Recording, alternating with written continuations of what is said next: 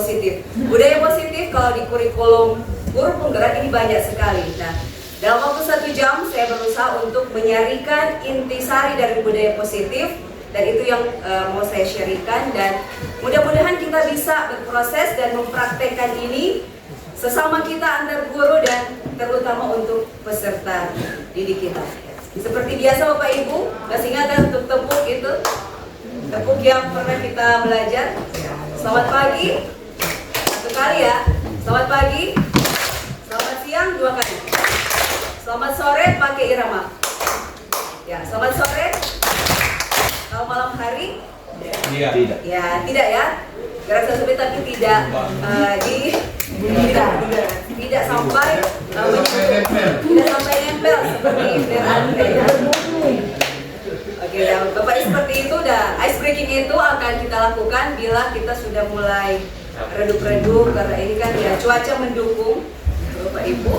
Nah, itu akan kita lakukan dan bisa dipraktikkan sebenarnya dalam pembelajaran kita. Nah, Bapak Ibu, untuk budaya positif ini saya mengajak kita sekarang lebih berefleksi. Sebelum kita bicara tentang disiplin positif, mari kita berefleksi. Saya berharap kita bisa buat kesepakatan ya, karena ini 1 jam saja. Kita memang berefleksi sungguh-sungguh, dan karena ini intern kita, bagaimana kita jujur untuk berefleksi tentang apa adanya kita.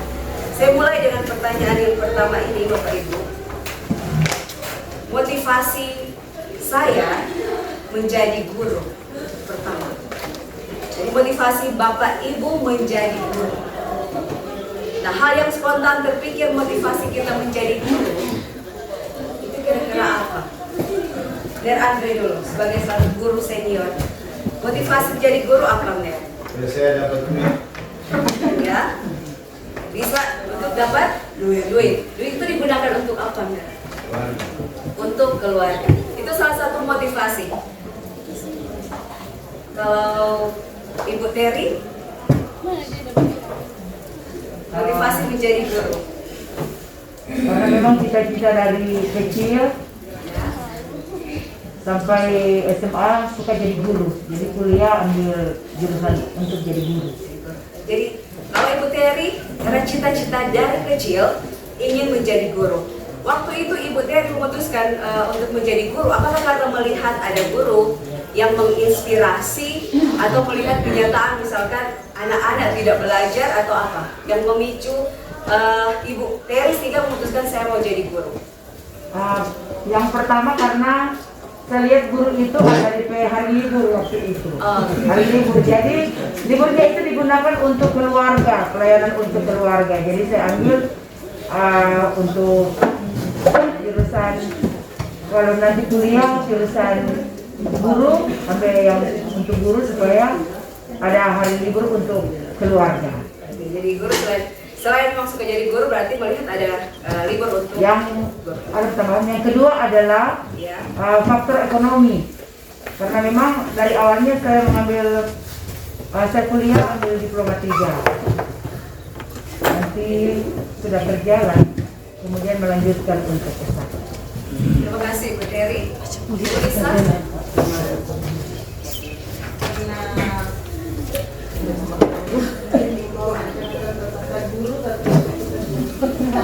Jadi melihat teladan contoh atau hal-hal yang menarik dari profesi mereka,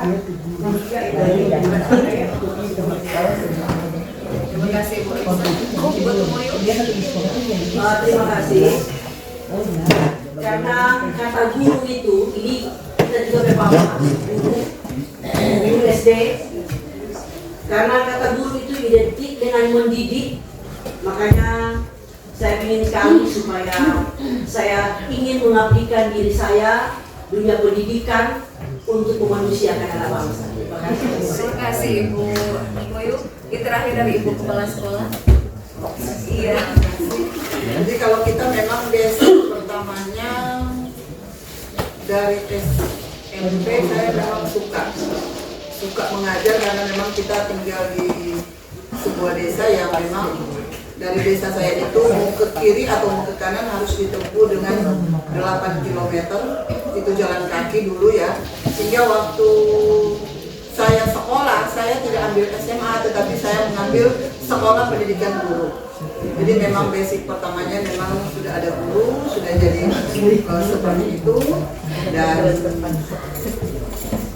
saya dididik di sekolah pendidikan guru itu tahun 79 sampai 83. Sehingga memang saya kecintaannya itu adalah memang betul-betul mengajar, karena memang jiwa, hati, nurani, raga itu memang terpanggil untuk menjadi seorang pendidik seperti itu. Dan maka berlanjutlah dengan sekarang, walaupun diikuti dengan tentu yang utama adalah bisa menghidupi diri sendiri, itu yang pertama. Terima kasih Ibu Kepala Sekolah, dan teman-teman kita semua perlu diapresiasi ya. Terima kasih untuk sharing tadi. Nah, Bapak Ibu, ini bagian dari modul guru penggerak untuk kita merefleksikan kembali kira-kira motivasi kita menjadi guru saat ini apakah masih sama dengan motivasi ketika kita memilih menjadi guru di awal karir kita. Jadi sebagai seorang pendidik, ini motivasi misalkan saat kita perlu hadir, misalkan di pelatihan IHT saat ini, motivasi apa yang mendasari tindakan kita? Apakah kita hadir di sini supaya tidak ingin ditegur ibu kepala sekolah atau pengawas, dalam arti kita menghindari rasa tidak nyaman, atau kita hadir di tempat ini supaya dilihat oleh lingkungan sekitar kita, atau dapat penghargaan dari kepala sekolah sebagai guru berprestasi, atau kita hadir di tempat ini karena kita memang jadi guru dari motivasi awal tadi, sehingga kita mau menjadi pembelajar sepanjang hayat, menjadi orang yang berusaha bertanggung jawab serta menghargai diri sendiri sebagai teladan bagi murid-murid, teladan bagi guru-guru serta lingkungan yang kita percayai. Dan tindakan yang kita lakukan saat ini adalah pemimpin pembelajaran yang menjadi panutan. Menurut Bapak Ibu, motivasi Bapak Ibu hadir di sini secara jujur yang mana? Dari motivasi ini, apakah karena menghindari teguran kepala sekolah, atau supaya kita disebut guru berprestasi, atau untuk memang menjadi pembelajar sepanjang hayat? Karena kita berpikir kira-kira 6 bulan ke depan, kalau saya sebagai guru tidak berefleksi, tidak belajar lagi, apakah saya masih menjadi guru yang baik? Sekarang yang bagian mana? Ya sejujurnya Bapak Ibu, di sini tidak ada penilaian moral. Siapa yang salah, siapa yang benar. Ini kesempatan kita berefleksi untuk mengetahui ternyata motivasi saya sudah dalam atau masih dangkal. Yang mana Bapak Ibu? Kalau Ibu kepala sekolah, Ibu kepala sekolah karena Ibu kepala sekolah pembelajar sepanjang hayat. Bapak Ibu yang lain? Yang pertama, menghindari teguran kepala sekolah. Iya. Iya, jujur ya. Di Iya. sini tidak ada penilaian. Yang kedua ada Namanya loyalitas. ada. Tetap ada unsur-unsur yang ketiga juga. Makan siang. Ada makan siang. Oke. Ingat baik-baik ya Bapak Ibu, karena kita akan berproses ke depan seperti apa. Nah, bila di sekolah kita tidak ada aturan bahwa KBM mulai pukul 7 atau kepala sekolah tidak memberikan penghargaan menjadi guru terbaik karena selalu tepat waktu, apakah Bapak Ibu masih akan datang jam 7 pagi? Masih. Jadi kalau Ibu capture marah orang tidak datang pagi, Masih. atau walaupun terus datang pagi tapi tidak dapat penghargaan, apakah terus masih mau datang pagi? Tetap datang pagi. Tetap. Masih. Betul kan? Karena panggilan pekerjaan. Karena apa Kak Cima? Ya, Kak Cima karena apa? Karena panggilan pekerjaan. Tanggung jawab di situ juga. Tanggung jawab di situ, Pak. Terima kasih luar biasa. Nah, sekarang Bapak Ibu mari kita lihat. Menurut Bapak Ibu dari ketiga jenis motivasi tadi, ingat ya tadi, karena takut teguran, untuk dapat apresiasi, dan karena memang tanggung jawab. Kalau kita lihat peserta didik kita, paling banyak yang mendasari motivasi perilaku mereka itu apa? Kalau kita mengenal peserta didik kita, yang mana? Peserta didik kita, tadi kan tentang kita. Kalau sekarang kita lihat murid-murid kita, motivasi orang datang di sekolah itu karena apa? Dari tiga jenis motivasi. Aku dapat teguran. Aku dapat teguran. Ya. Karena kalau tidak masuk sekolah ada apa-apa? Tidak dinilai, ya, tidak dihukum. Apakah Bapak Ibu menemukan ada siswa yang memang datang di sekolah karena dorang memang mau belajar? Ada. Ada yang cuma takut dada pemarah. Ada yang datang karena ingin diapresiasi. Berarti tiga-tiganya ada ya. Untuk belajar. Nah, Bapak Ibu ingat lagi ya, siapa-siapa murid-murid kita itu. Ya. Sejauh yang kita kenal. Di kelas kan pasti kita mengenal peserta didik kita dan sangat terasa mana yang motivasi pertama, kedua, dan ketiga. Nah, selama ini untuk murid yang dengan motivasi pertama cuma karena takut, apakah termasuk ada langkah strategis untuk supaya mereka dapat memiliki motivasi yang ketiga? Belum atau sesudah? Ada. Berapa persen? Kalau misalnya Dari 100 misalkan 70%. Dari 100 berapa? Misalkan dari rentang 1 sampai 100, strategi kita sekitar 30%.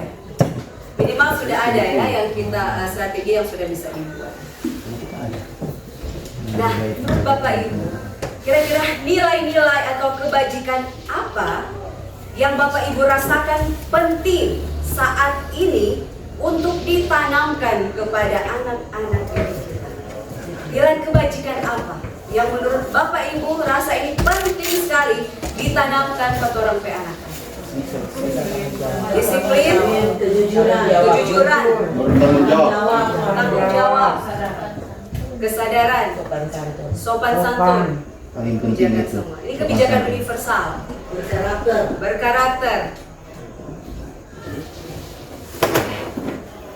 Ini kurang tambah sebentar ya, itu kurang lebih. Kenapa itu? Kenapa tadi? Karena itu yang akan dibawa ke depan. Ya, Pak Ciko?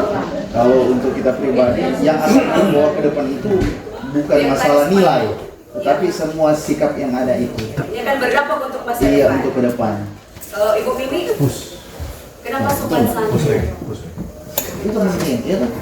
Sopan santun, dorong ke perilaku itu ke depan. Berapa tahun? Bukan masalah dia juara atau enggak. Orang datang di sini. Harus baterainya. Ya, jadi ini pergumulan bukan cuma di sekolah kita, hampir merata di seluruh Indonesia bahwa murid-murid kita kehilangan etiket. Iya. Etika beda lagi. Etika. Kehilangan etiket. Jadi sopan santun itu ketika pandemi orang serasa mobil di pasar, sekolah, di gereja, di masjid itu so sama. Sekarang Bapak Ibu, orang belajar sedikit teori, tidak belajar banyak. Ini untuk guru penggerak, ini modul ini 1,5 bulan. Orang cuma di 1 hari. Kita akan belajar sedikit tentang teori motivasi, hukuman, penghargaan, dan restitusi. 3 motivasi perilaku manusia. Ada yang tahu Bapak Ibu? Yang mendasari perilaku manusia, termasuk kita. Ya. Kepedulian. Apa alasan orang melakukan sesuatu? Yang pertama ya, kembali ke tadi ya. Ini terus pakai teori supaya jangan dari kita yang kaget salah. Nah, ini Diana Gosen, dia tulis dalam bukunya Destructuring School Discipline, menyatakan ada 3 motivasi perilaku manusia. Yang pertama, untuk menghindari ketidaknyamanan atau hukuman. Ketika datang tepat waktu, apakah betul-betul karena tanggung jawab? Bisa saja karena menghindari ketidaknyamanan. Nah, ini adalah tingkat terendah Bapak Ibu, tingkat terendah dari motivasi perilaku manusia. Misalkan anak-anak kita membuang sampah di depan mata kita, belum tentu motivasinya baik. Bisa saja karena ini, menghindari ketidaknyamanan. ini juga bisa adalah motivasi kita para guru melakukan sesuatu untuk menghindari ketidaknyamanan. Yang kedua, untuk mendapatkan imbalan atau penghargaan dari orang lain. Jadi ketika kita melakukan kebaikan, ada motivasi bahwa ketika kita melakukan kebaikan ini, kita akan dipuji, kita akan diberikan penghargaan. Ini juga bisa ada pada diri kita, semua ini bisa ada pada kita Bapak Ibu. Dan ini juga ada pada murid-murid kita. Yang kedua, jadi satu tingkat di atas motivasi yang pertama, ya disinilah orang berperilaku untuk mendapatkan imbalan atau penghargaan dari orang lain. Jangan salah, ketika tidak mendapatkan pujian, motivasinya mulai turun. Nah, ini kemudian kita mengenali diri sendiri, karena kita speaking bagus, tapi kemudian tidak mendapatkan penghargaan, maka kinerja kita menurun. Itu berarti kita ada di level kedua. Dan yang ketiga, motivasi yang tertinggi itu menjadi diri sendiri yang diinginkan dan menghargai diri sendiri dengan nilai-nilai yang dipercaya. Jadi biar ibu kepala sekolahnya tidak lihat, tapi orang tetap kerja bakti di belakang. Ini bentuk motivasi yang di sini. Karena ibu kepala sekolah tidak semua kepala sekolah di mana-mana kan, ibu di sini. Nah, kalau kita hanya berpikir seperti yang tadi untuk mendapatkan pujian, orang cuma mau kerja kalau ibu kepala sekolah lihat. Tapi kalau di bagian ketiga ini kita bekerja, walaupun ibu kepala sekolah tidak lihat, tidak diberi penghargaan, kita tetap bekerja. Karena apa? Itu adalah kebajikan diri sendiri. Kalau kita tarik dalam tataran spiritual, ini adalah bagian dari hubungan relasi kita dengan Tuhan kita. Jadi kalaupun tidak dilihat, tidak diapresiasi, tapi saya tahu bahwa tanggung jawab itu adalah nilai diri saya, orang yang bertanggung jawab, beretika, kita pasti akan melakukan. Bahkan kita bisa saja dibenci karena kebajikan ini. Ketika kita disuruh berbohong, kita akan menolak. Mungkin kita akan dibenci karena itu. Tapi ini adalah keutamaan motivasi yang bukan harusnya cuma kita, tapi menjadi motivasi dari para murid-murid kita. Karena itu, kiranya dengan mengenali 3 motivasi ketika Bapak Ibu masuk di kelas, ketika ada anak yang banyak, orang boleh kenal dia apa, sementara dalam motivasinya ada di kelas itu karena apa. Jadi kalau udah DP mama aja saya bangun, guru pipanggil mereka motivasi apa? Pasti tidak kasih kayak ini kan? Nah, Bapak Ibu ini saya ambil satu contoh. Ini tidak untuk dipublikasi ya. Ini siswa yang berkasus kemarin saya sempat buka WA-nya tadi malam. Tak terlalu dapat lihat. Boleh zoom. Ya. Ini dalam kasus ini untuk konsumsi kita ya Bapak Ibu.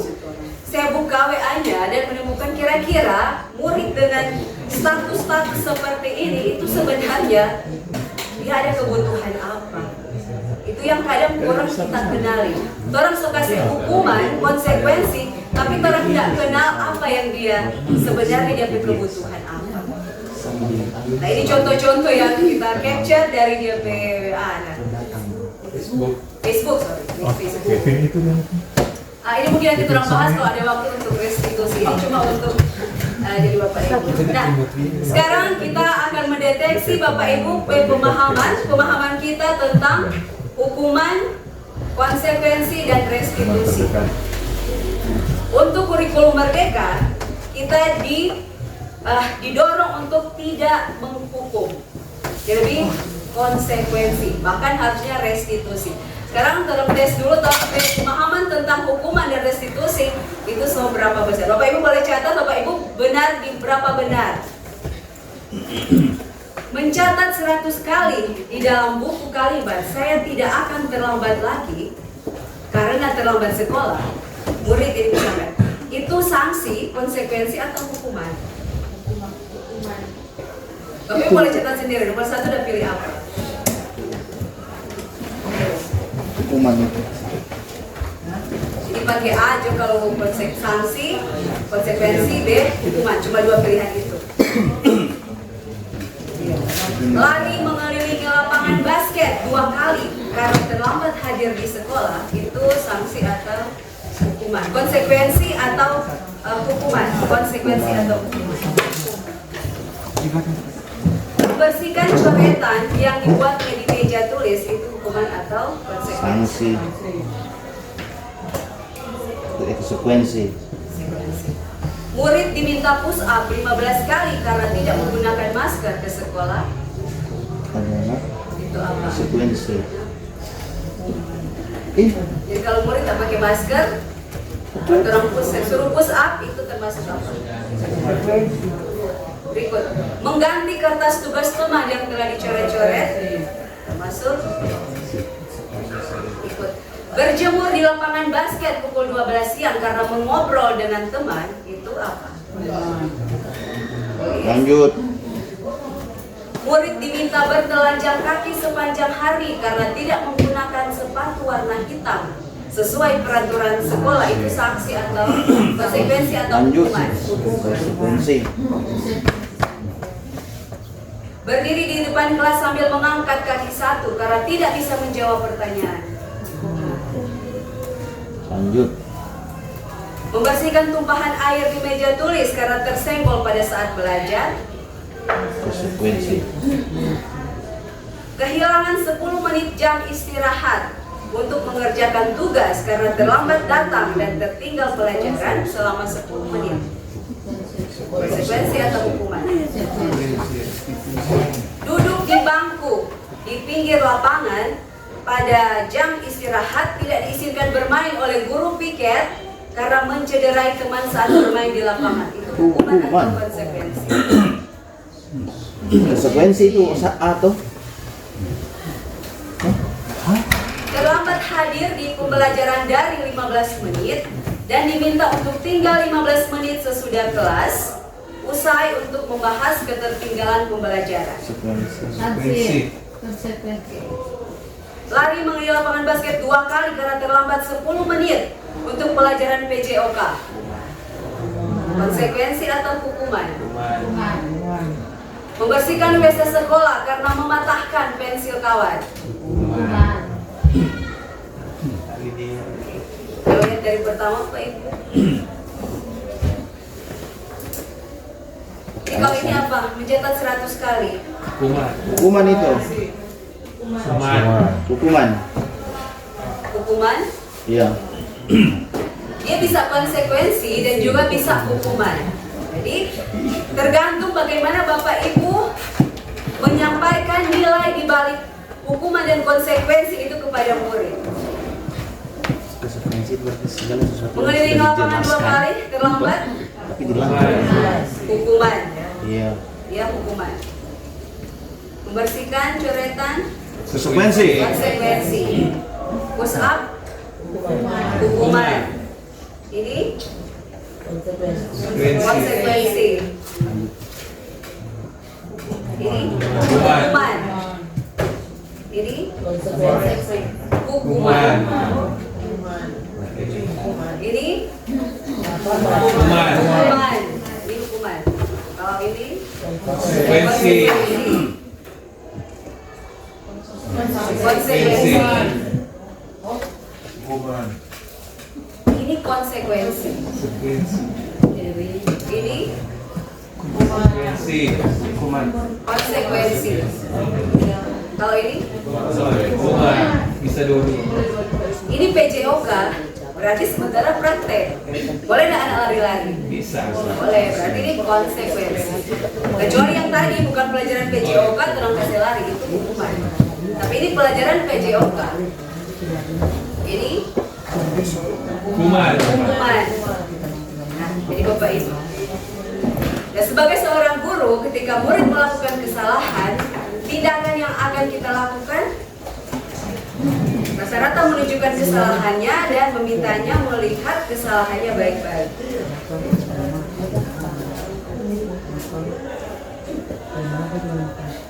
Terlewat juga Pak ini. Nah, untuk kurikulum merdeka, kita didorong untuk tidak melakukan hukuman. Karena apa? Kenapa tidak hukuman?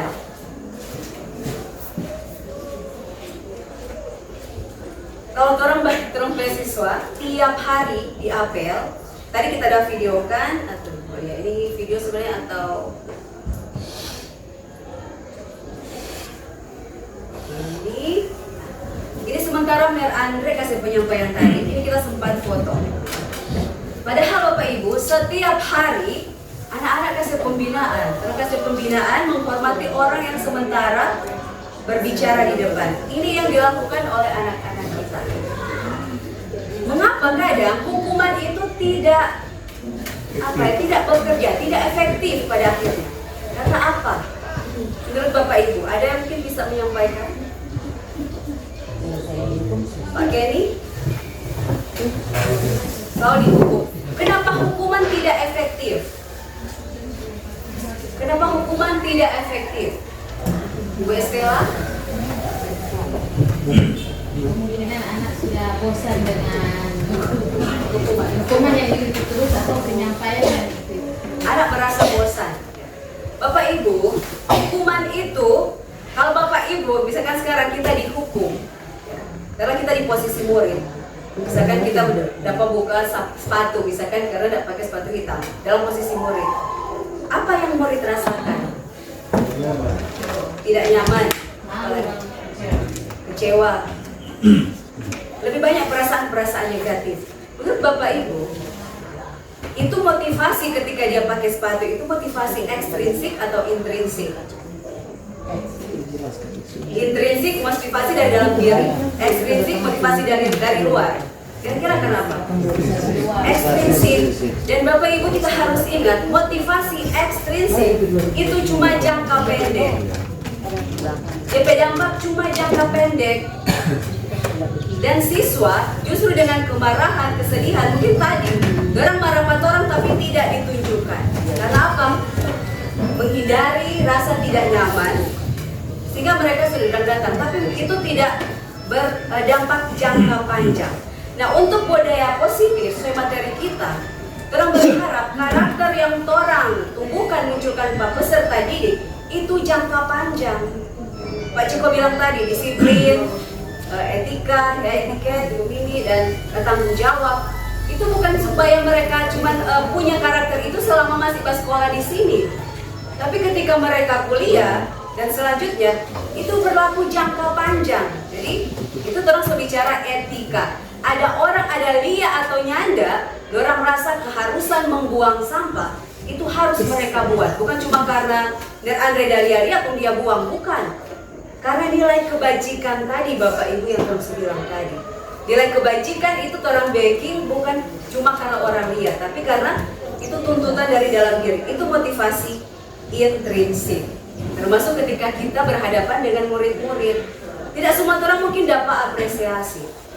Tapi kalau kita tahu orang tugas tanggung jawab, motivasi intrinsik, pasti orang akan backing untuk peserta didik kita. Biar besok pasti dapat tuh anak-anak rupa model rupa tadi, tapi motivasi intrinsik dia akan berdampak jangka panjang. Jam berapa Bapak Ibu ini supaya terang Mau makan siang? Jam 10. Berarti tinggal 15 menit. 1 jam itu. Atau bicara seberapa lama? Setengah jam. Pokoknya terus cuma selesai 1 jam. Berusaha untuk kesepakatan kelas kita Setengah jam. Ini baru setengah jam. Setengah jam. Iya. Nah, supaya Ibu terang eksperimen. Sekarang terang belajar Untuk masih ada itu. Masih ada satu ini penting. Apa? Jadi keyakinan kelas,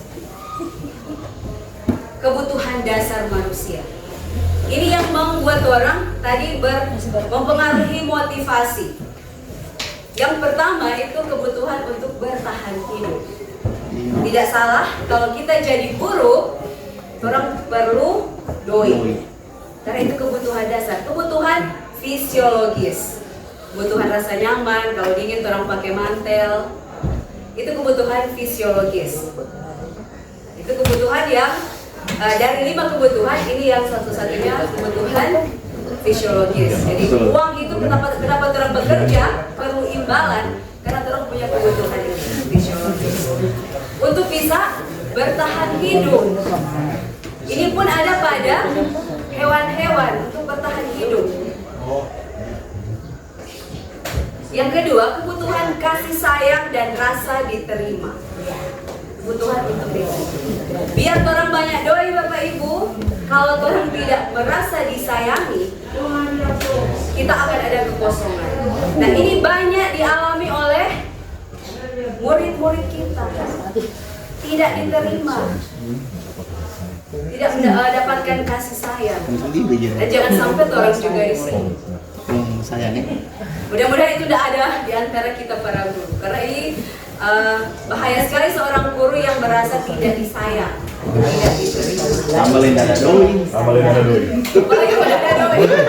Disayang. Biar sayang. Lama digaji Desember. Kebutuhan ini termasuk kebutuhan psikologis. Jadi kalau kebutuhan psikologis kadang tidak kasat mata. Tidak kasat mata. Orang Desember banyak doi, orang beli baju banyak, ya banyak aksesoris, ganti handphone, ganti macam-macam, tapi orang bebatin kering. Jadi kita kurang ini, kebutuhan ini kurang. Nah, ada juga kebutuhan penguasaan, kebutuhan pengakuan atas kemampuan. Jadi so bergerak dari tadi cuma rasa diterima, tapi kebutuhan untuk penguasaan. Di kelas kita bisa dapat untuk murid-murid seperti ini. Suka berperintah di kelas, ya, sama dia suka dia mau perintah, mesti ikut dia. Nah, kalau ada murid yang seperti itu Bapak Ibu, berarti dia kebutuhan ini, punya kebutuhan ini. Guru dia memalawak. Pokoknya semua yang bentuk-bentuk seperti itu berarti pribadi itu ada di posisi ini. Jadi berhubungan dengan kekuatan untuk mencapai sesuatu, menjadi kompeten, menjadi terampil, diakui atas prestasi dan keterampilan kita. Ini keterangan di kebutuhan penguasaan. Semua tidak salah ya, ini kebutuhan. Kebutuhan kebebasan, kebutuhan akan pilihan. Orang so bisa semua tadi, tapi ternyata orang tidak merdeka. Semua orang tua yang tentukan anak-anak sampai pilihan baju, pilihan sekolah, dia mau suka SMA, jadi orang tua kasih sekolah di SMK. Nah, itu kadang orang temukan anak-anak yang seperti itu. Awalnya mungkin mereka tidak berontak waktu awal. Mama puju dan handphone, mama kasih handphone, kasih doi, atau bahkan dengan hukuman kalau nggak ada masuk SMK, berhenti sekolah. Akhirnya anak-anak itu, nah, itu sebagian besar ada di anak-anak kita. Jadi ketika ada hal-hal yang membuat masalah, kalau orang runut kembali ada kebutuhan yang tidak terpenuhi. Bahaya kalau di guru kebutuhan tidak terpenuhi, kok baru dapat yang murid begitu. Kebutuhan di rumah, kayak Ici kok marah-marah, nah di rumah itu ada marah-marah. Menyanda. Ya orang mau lihat kalau dia senyum-senyum berarti tidak terpenuhi. Masih angin. Waduh. Kalau Mas Ani kok kurang kental.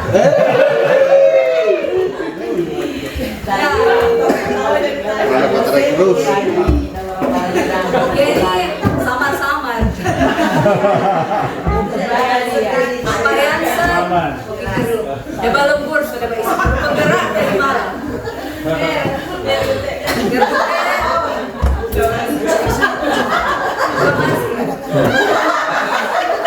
Mata tinggi Satu lagi Bapak Ibu, kebutuhan kesenangan, kebutuhan untuk merasa senang. Siswa sampai dorang dasi, baku-baku pukul, lempar-lempar kertas, itu kebutuhan akan kesenangan. Terus juga guru, makan boleh cuma di warung situ, tapi terang suka tinggi baru jalan-jalan itu kebutuhan akan kesenangan. Jadi kebutuhan akan kesenangan adalah kebutuhan untuk mencari kesenangan, bermain dan tertawa. Guru kalau dia tegang terus di kelas, anak-anak siksa kasih.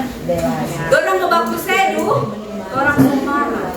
Karena sampai kebutuhan tidak terpenuhi.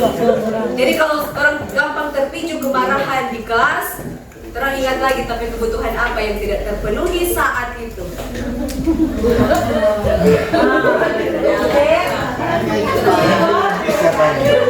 Siapa kita? Sekarang Bapak Ibu, terang masa di 5 posisi kontrol Terima posisi kontrol dulu. Saya minta Ibu, oh boleh, Ibu Aca dengan Ibu Aca, ya Pak Yansen boleh, boleh di depan sini. Posisi dan ilusi. Ini posisi kontrol dan ilusi kontrol. Maksud apa itu maksud yang keluar dari gambar ini? Tidak ada apa-apa lumpuh kamu. Soalnya kan berbicara ilusi yang keluar ini apa? Orang ini berkaitan dengan itu. Nah, Ci aja, nanti Yansen akan berperan sebagai perayu. Wajar. Ciko. Ya, Ciko.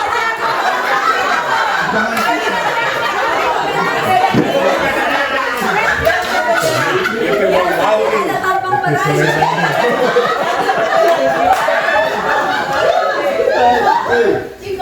Ciko.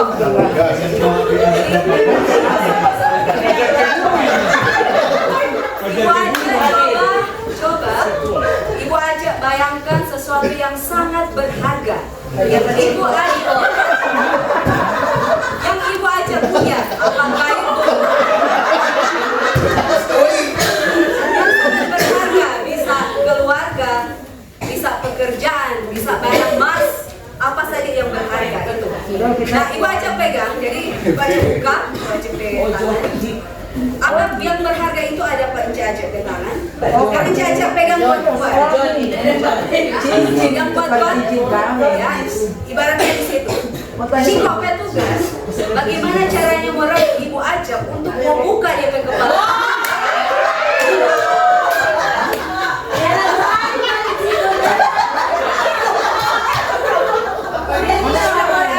Tidak boleh ada sentuhan fisik.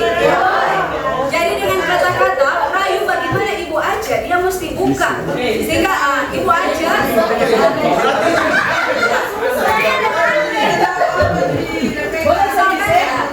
misalkan kalau kita udah pegang di sini doi 5.000, coba cek rayu.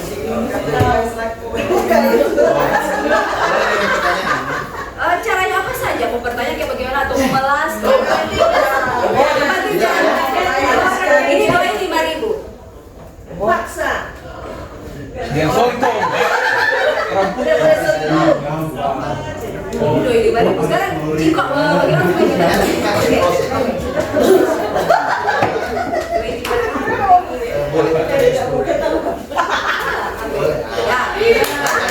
Itu tuh. Jadi kenapa seperti itu?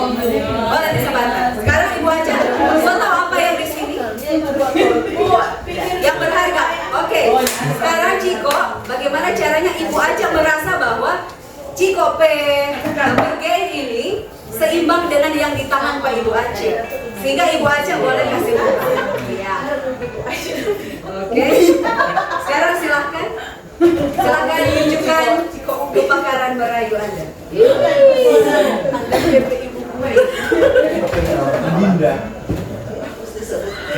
Tidak harus. Mungkin ada sesuatu.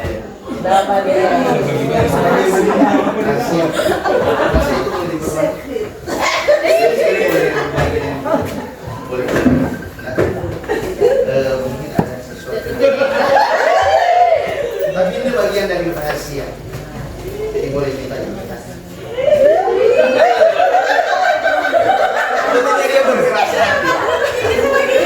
Dia berkeras hati. Lain lagi. Ini sesuatu yang berharga. Dan mungkin begini juga lebih berharga.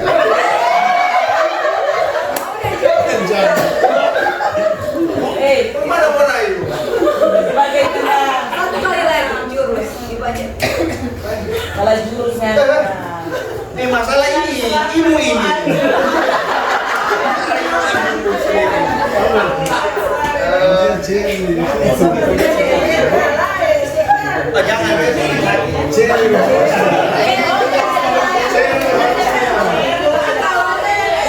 Tapi kalau Ciko minta orang yang berharga ya, boleh buka. Jadi apa yang coba boleh ganti cewek cowok dong. ya. Ceri lah.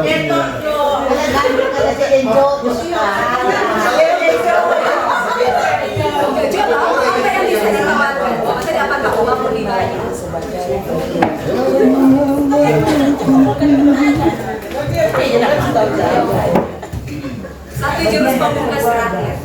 Membalas.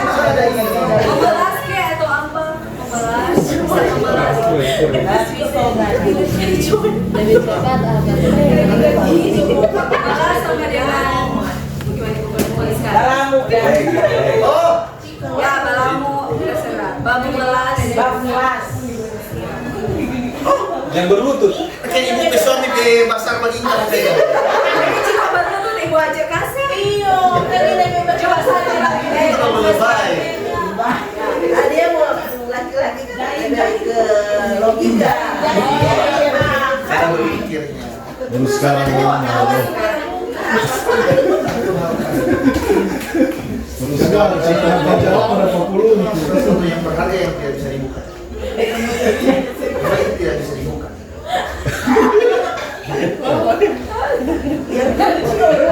Kita ukur. Kurang rasa. Kalau orang lain boleh tahu. Tidak bisa. Lihat bandingnya. Jangan, ini kan ini kan proses. Coba tukar mungkin ditukar dengan harga tertentu. Yang mahal ya. Harga diri. Apa? Anggap ada diamond misalnya.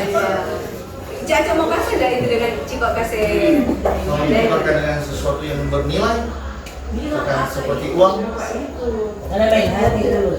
tidak bisa ditukar. Tidak bisa sama kalau Tadi tukar kayak itu kan saya. Dua. misalkan. Ya, apa itu? Sehingga Caca boleh kasih. perhatian yang cukup. Nah, dalam bentuk Perhatian khusus itu seperti masa perhatian Tiana. Perhatian khusus seperti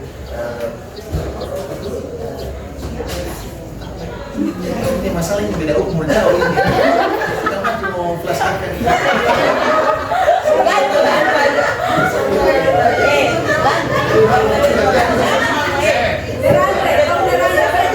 Perhatian khusus misalnya kalau ibu Aca mau ke WC karena piapkan air. Kan Caca mau kasih. Itu. Caca mau kasih, mau buka. bukan. Oke. Sudah. Dapat saya kan. Nah, kira-kira Ibu Asyik mana apa Saya yang tambah rayuan itu. Murah Masalah perbedaan jauh sekali. Coba cari orang yang dekat. Contoh dengan ini. Ini sinkron. Sinkron. Kimia. Dia nama kolaborasi. Keluarga. Bukan tidak dapat dengan uang, tidak dapat dengan kerinduan. Oh begitu. Nggak dapat kita. Bapak Ibu, hari ini orang memperankan Jangan sebenarnya tidak Roman. Bahaya ini. sama dengan orang. Kita tadi pegang duit 5.000. Ketika Ciko tawaran ke 10.000 kita buka. Karena apa? Yang lebih bernilai menurut kita duit 10.000 itu daripada 5.000. Inci Aca harusnya tadi dia tidak buka. Nah, jadi kurang kasih Ibu Aca rasa sayang Pak Ciko. Oh, Karena apa Bapak Ibu? Yang orang pegang misalkan nilai keluarga di sini, apakah orang akan buka dengan diamond? Tapi No. tergantung masing-masing. Kalau Bapak Ibu, kalian mau buka enggak? Tukar keluarga dengan diamond? Tidak. So, karena itu berharga sekali yang orang punya. Apa kaitan dengan ilusi kontrol? Orang guru seringkali berpikir bahwa orang bisa mengontrol murid. Padahal posisi sama dengan tadi.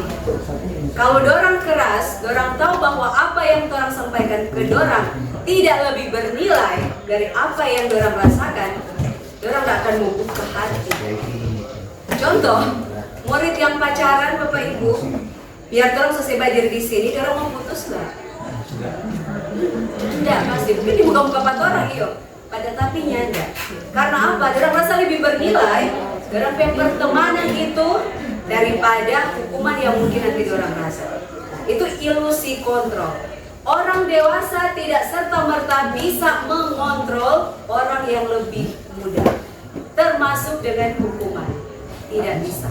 Nah, apa yang diperlihatkan oleh orang lain, itu yang mereka mau orang lain tahu tentang saya. Seperti murid. Contoh seperti orang Haikal, ya, anak-anak manis misalkan. Apa yang orang lihat tentang dorang, itu yang mau diperlihatkan. Tapi apakah dorang betul-betul seperti itu? Dorang ingin tahu dorang punya kepala tangan ada isi apa isinya. Termasuk anak-anak yang sering bermasalah di sekolah. Dorang setahu nggak apa tuh nilai yang ada pada orang genggaman ini sampai dorang nggak bisa. Dan tuh yang tadi itu yang kasus tadi itu tuh kasus tuh video porno ya. Apakah dia berhenti dari aktivitas itu atau cuma karena sudah divideokan dan viral? Bisa saja, tapi tahu bisa saja masih. Kalau mau lihat dari postingan-postingan dia masih di situ. Kalaupun biar dia sampai dikeluarkan di sekolah, itu tidak serta-merta menghentikan aktivitas itu. Karena apa? Bapak Ibu dia masih pegang apa? Dia kebutuhan apa yang pertama?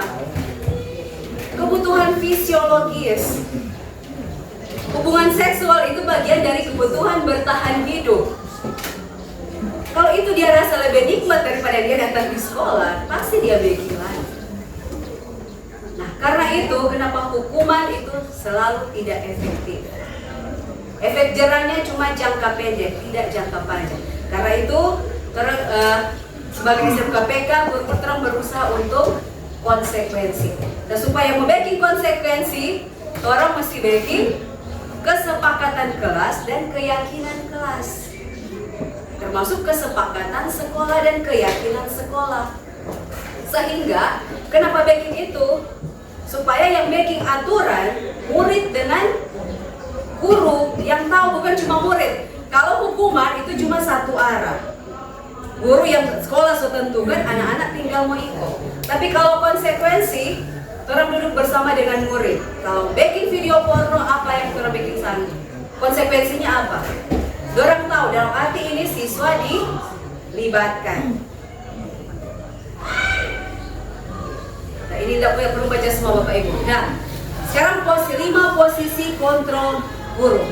Posisi kontrol yang pertama, guru sebagai penghukum. Tiap kali Bapak udah pada murid selalu ini, patuhi aturan saya atau awas. Kalau itu yang sering keluar dari mulut kita Bapak Ibu, terus berarti dalam posisi kontrol sebagai penghukum. Kamu selalu saja salah. Ya, itu di bahasa Indonesia kan, tapi kalau di bahasa yang kan mungkin lebih kasar dari ini ya. Selalu, pasti selalu yang terakhir selesai. Pasti ngana lagi kasih dia itu kan. Pasti pandai lagi lagi kasih itu sudah bah bolos. Di posisi sebagai penghukum. Nah, posisi sebagai penghukum terdapat ciri-ciri ini. Nada suara tinggi dan bahasa tubuh, mata melotot dan jari-jari menunjuk atau menghardik-hardik. Ini posisi sebagai penghukum.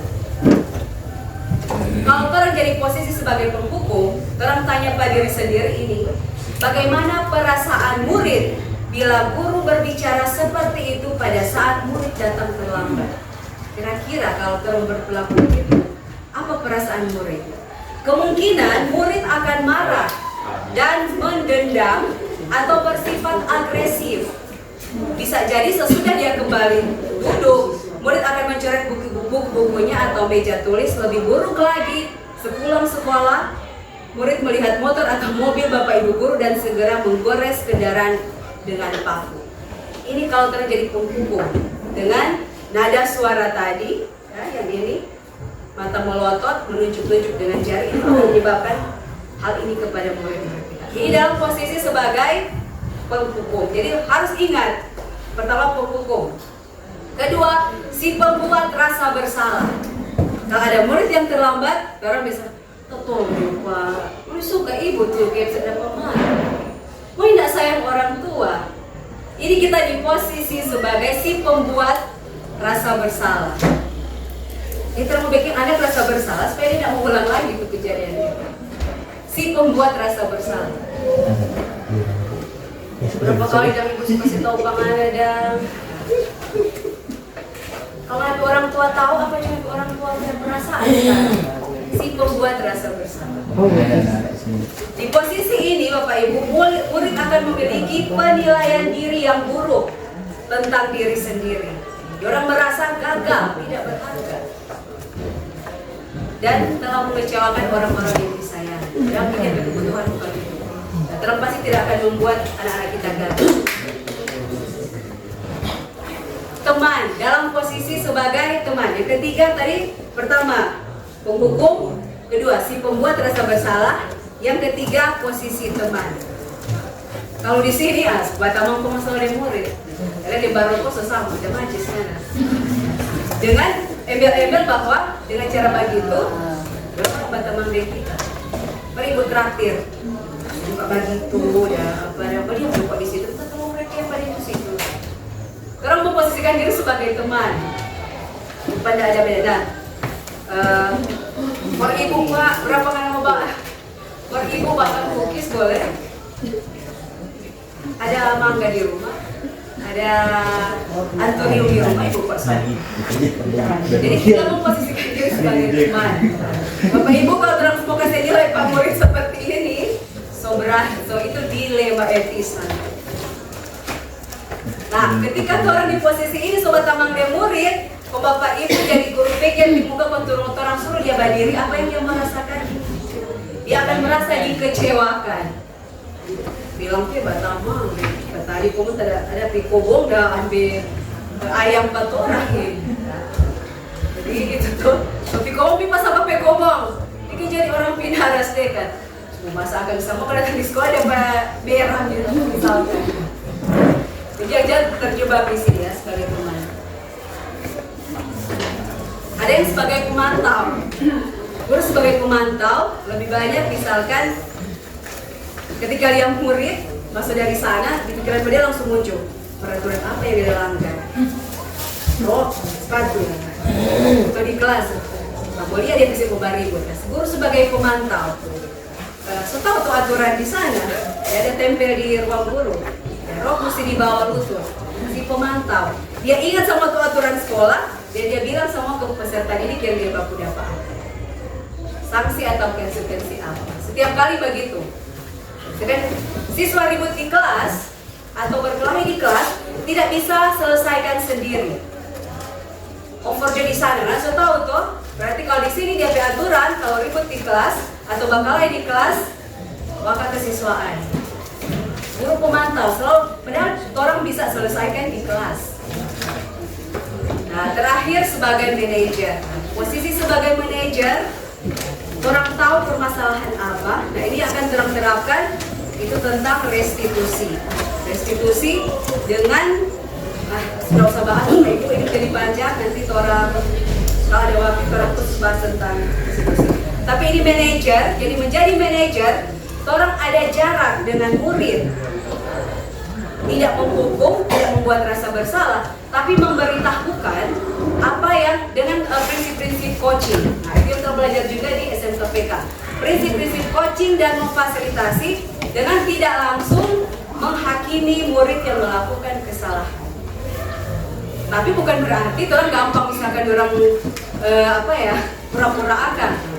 Justru dengan kemampuan coaching, kemampuan pedagogi yang orang punya, konseling, psikologis, orang bisa menjadi seorang manajer. Orang bisa menerapkan aturan pada porsinya tanpa kehilangan sebenarnya relasi yang baik dengan murid-murid kita. Terakhir Bapak Ibu, tidak banyak, ini tentang segitiga restitusi. Ini yang kita coba terapkan di kelas 11 DPIB.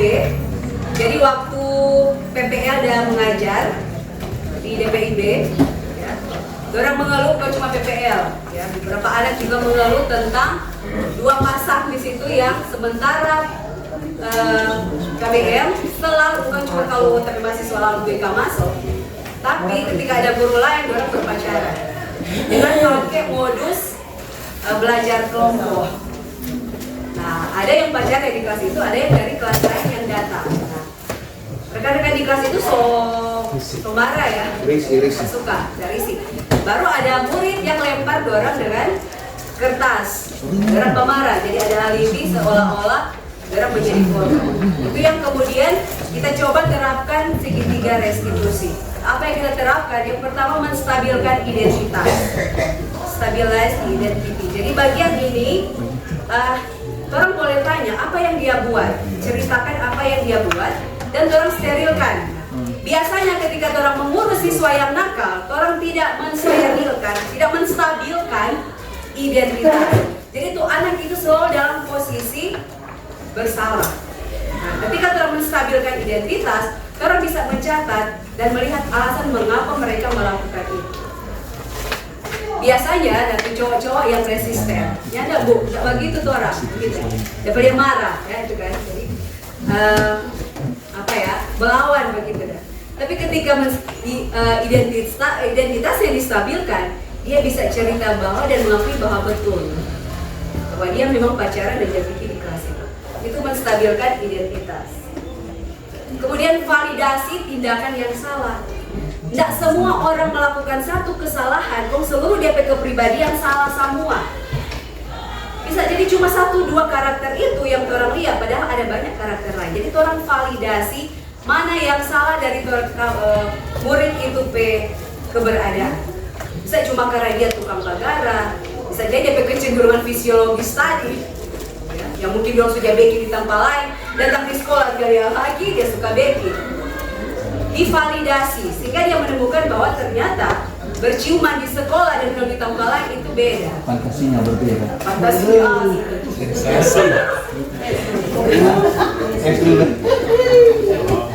Apalagi sampai mengganggu ketentraman di kelas.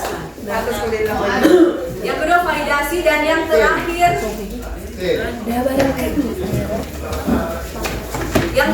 menanyakan keyakinan. Jadi pada tahap ini ketika ditanyakan keyakinan, kalau kamu di posisi orang yang mau belajar di kelas, kamu mau tidak di situ ada orang yang pacaran? Validasi tadi. Jadi keyakinan apa? Sampai tuntun sehingga anak bisa menyampaikan bahwa DP keyakinan juga sebenarnya adalah orang butuh lingkungan rekan belajar yang nyaman supaya bisa belajar. Nah, Bapak Ibu, kenapa restitusi? Karena kalau siswa dihantar sampai di titik ini menanyakan keyakinan, dia akan berdampak jangka panjang. Karena apa? Dia sampai di kesadaran ketika dia melakukan pelanggaran ini, kita hantar sampai di keyakinan kelas. Ketika dia mau ulang lagi, dia sudah ada motivasi intrinsik. Kalau kita pacaran di kelas lagi, berarti kita melanggar keyakinan kelas, keyakinan pribadi juga. Tapi kalau waktu itu kamu cuma kasih hukuman skorsing, dia mau ulang lagi karena skorsing itu bagian dari hukuman yang dia dapat membaca KTP. Nah, jadi didorong untuk segitiga restitusi. Nah, ini yang kita sobekin di praktekan, dan ini yang kita share ke Bapak Ibu untuk detail ini tidak. Jadi mungkin itu ada video yang kita unggah di tugas aksi nyata untuk guru penggerak, dan mungkin nanti orang coba praktekan jika ada waktu untuk komunitas belajar sekolah, karena ini akan baik diunggah di PMM, orang skenario akan bagus-bagus. Jadi seperti itu Bapak Ibu tentang budaya positif. Ini cuma DP inti-inti karena untuk DP praktek aksi nyata orang tidak lakukan. Tapi minimal dengan ini kita berharap cara pandang kita terhadap murid itu bisa berubah. Jangan langsung orang jadi kebanggaan ketika kita menjadi guru yang ditakuti. Tidak Bapak Ibu. Guru yang ditakuti itu rata-rata adalah guru penghukum. Jadilah guru yang disegani. Kalau guru yang disegani berarti orang mau menanamkan nilai jangka panjang. Seperti Pak Ceko bilang untuk orang murid jangka panjang. Orang akan masih ingat orang. Kalau cuma jangka pendek, Bapak Ibu ingat tadi. Ketika orang jadi orang, ke waktu orang sekolah, orang bikin buruk tentang orang, sama dengan tadi, itu bisa menimbulkan dendam. Jadi ketika kita membuat aturan sekolah, orang harus kasih tahu juga ke murid-murid nilai apa di balik aturan itu. Satu contoh misalkan, ketika murid tak pakai sepatu hitam, orang kasih muka, toh? Menurut Bapak Ibu, nilai yang mau orang ambil di situ untuk membuka sepatu itu apa?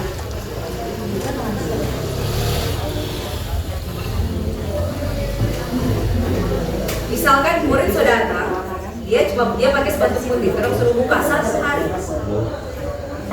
Kira-kira kenapa mesti pakai sepatu hitam? Aturan, ya, aturan sepatu. Sekarang, murid yang tidak menggunakan alas kaki, resiko apa yang bisa dia alami di sekolah karena 1 hari? Ya, menggigil, apalagi luka, tertusuk. Kalau kita lihat untuk aturan keseragaman, aturan itu untuk apa? Baik keseragaman, dari pandang dan lain-lain. Kira-kira nilai moral dari keindahan dengan nilai kehidupan mana lebih tinggi? Nilai kehidupan. Jadi itu yang harusnya dia juga berefleksi. Ketika kita memberikan itu jadi konsekuensi untuk murid yang seperti ini apa? Nah, jadi perubahan paradigma berpikir itu penting untuk kita dan untuk murid-murid kita. Itu bagian dari budaya positif. Banyak hal mungkin yang masih orang bisa diskusikan, ya, tapi mungkin tidak hari ini. Jadi tidak hari ini karena mengingat waktu. Karena untuk orang dewasa daya konsentrasi itu tidak bisa lebih dari 1 jam. Jadi daripada orang memberikan materi Bapak Ibu berapa paksa begitu, lebih cukup 1. Bapak Ibu bisa mendalaminya lagi di PMR. Di PMR. Dan itu Mas Menteri juga bilang begitu. Ibu orang masih kurang di PMR. Nah, orang SMKPK harus jadi striker andalan, harusnya di PMR. Kita boleh ikut di situ, tidak ada batas waktu. Boleh pagi, siang, malam. Aslinya itu barang boleh bikin sama-sama. Jadi Iko ternyata punya kompetensi sebagai pemimpin. Siap untuk guru penggerak. Siap untuk guru penggerak. Berikan tepuk tangan untuk Pak Ciko. Jadi sekali lagi terima kasih banyak untuk Ibu Rini, ya, yang boleh memberikan hal yang baik sekali Ibu Rini untuk perkembangan daerah didik, yang tentunya sebagai memotivasi ke dalam guru, apalagi di dalam materi budaya positif ini, guru adalah pemegang kendali. Guru adalah pemegang. Jadi posisi kontrol, guru jangan salah mengerti. Jadi posisi kontrol itu tetap ada pada masing-masing murid. Guru tidak bisa mengontrol, itu untuk ilusi kontrol. Ketika orang merasa dengan orang hentakan hukuman bisa mengontrol murid, itu keliru. Karena posisi membuka itu ada pada murid. Nah, caranya seperti apa? Dengan coaching, konseling, dengan restitusi tadi. Jadi kalau orang berpikir dengan posisi kontrol, orang yang dewasa apalagi guru bisa segera membuka dompet hati, itu ilusi kontrol. Jadi harusnya yang pendekatan restitusi supaya yang tadi itu orang boleh buka, itu tuh motivasi intrinsik. Kalau orang kilek dia, Bapak Ibu, kilek, dia bisa buka. Tapi apakah itu motivasi intrinsik? Tidak, karena dipaksa. Atau kemudian orang tahan buka. Dia marah, dia dendam, dan itu efek jangka panjang. Karena itu hukuman sama sekali tidak disarankan. Itu restitusi.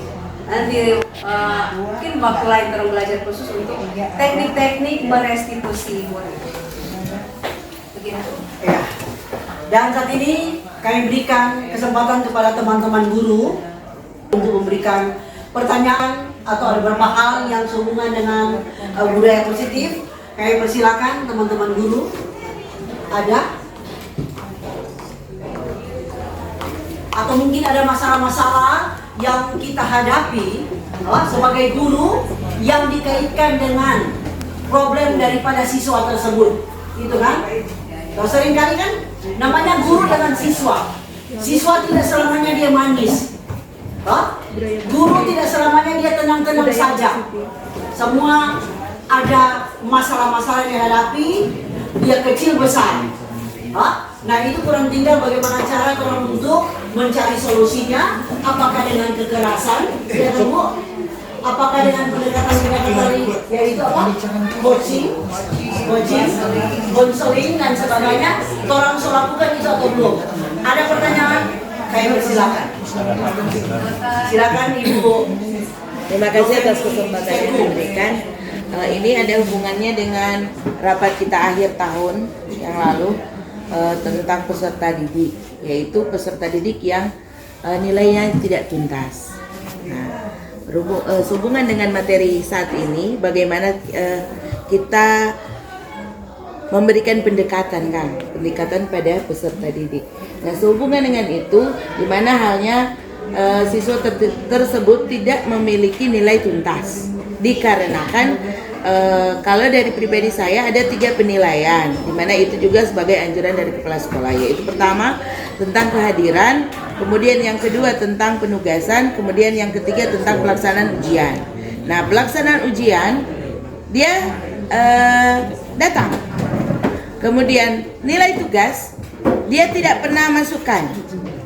Kemudian yang paling utama adalah nilai kehadiran, di mana dalam 1 semester dia ada di sekolah tapi dia tidak pernah masuk kelas. Nah, sekarang 3 penilaian tersebut saya mengambil rata-rata ya. Kalau misalnya dia 2 kali memasukkan tugas walaupun nilai tugasnya itu berbeda, tetapi karena 2 tugas yang saya berikan dia kerjakan walaupun nilainya tidak baik, tetap saya beri nilai dia 90, karena dia membuat tugas sesuai dengan kemampuannya kan. Kemudian yang kedua, dia melaksanakan ujian. Nilai ujiannya istilahnya saya anggap telah diperbaiki sehingga tuntas, 90 juga. Jadi ada 2 nilai, 90. Jadi 90 tambah 90 sudah ada 180. Nah, yang ketiga penilaian tentang kehadiran, di mana kehadirannya saya tidak tahu mengambil di mana, karena dia tidak memang hadir sama sekali dalam 1 semester. Dia nanti hadir pas ujian semester, midnya tidak ada juga. Nah, 2 nilai tersebut yang mempunyai jumlah 180 saya bahagi 3, tetap rata-rata toh. Bagi 3 dia dapat nilai 6. Sedangkan KKM saya untuk kelas 11 76 bahasa Indonesia, karena mata pelajaran umum. Sebenarnya bahasa Indonesia semestinya 80. Tetapi karena satu dan lain hal saya bilang KKM-nya saya tidak rubah, masih 76 supaya masih ada siswa yang bisa lulus lagi. Nah, beberapa waktu yang lalu ada siswa yang datang, dua siswa yang datang untuk perbaikan nilai. Oke, kita bilang mau perbaikan nilai, masalah kamu apa? Kalau cuman masalahnya nilai ujian semester, oke, kamu bisa perbaiki. Masalah tugas Anda, oke, kamu bisa perbaiki. Tetapi yang ketiga, masalah kehadiran, saya mau perbaiki dengan cara bagaimana? Sehingga saya kembalikan kepada siswa itu, kita bilang, pergi Pak Wali kelas, menghadap ke wali kelas, kemudian bilang Pak Wali kelas, masalah kamu apa? Demikian. Jadi saya sebagai guru mata pelajaran dalam materi ini saya meminta solusi apa yang saya harus lakukan untuk bisa memenuhi kebutuhan anak ini. Ya, langsung dijawab Ibu. Persilakan. Terima kasih Ibu Guru, ya pertanyaan yang baik juga. Kita menjawab dari posisi sebagai narasumber, bukan pemimpin sekolah. Karena kalau langsung mengorek lagi tentang aturan sekolah, belum tentu sesuai dengan budaya positif yang sebenarnya. Rata-rata permasalahan siswa itu kenapa jadi berat? Karena terang PRTL kurang. Rencana tindak lanjut ketika kita mendapat. Terima kasih Bapak Ibu untuk hari ini. Terima kasih. Bertanya. Ada sudah semuanya. Aplaus dulu.